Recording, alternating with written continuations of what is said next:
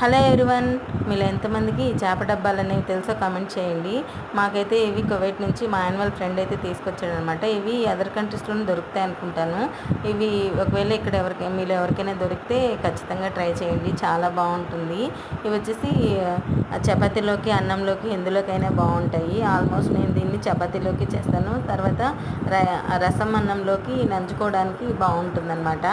ఇది మనకి ఎలా కావాలంటే అలా చేసుకోవచ్చు. డ్రైగా కావాలంటే డ్రైగా, అలాగే కొంచెం గ్రేవీగా కావాలంటే అదైనా వేసుకోవచ్చు. ఈ చేప డబ్బాల్లో అనేది కొన్ని చేప డబ్బాల్లో ఆయిల్ ఉంటుంది, కొన్ని చేప డబ్బాల్లో నూనె ఉంటుంది. ఏ ఆయిల్ వచ్చినా నూనె వచ్చినా ఏది వచ్చినా కూడా దాంట్లో ఉండే అంతా వంచేసేయాలి. మనము వంచేసి తర్వాత కర్రీ అయితే చేసుకోవాలన్నమాట.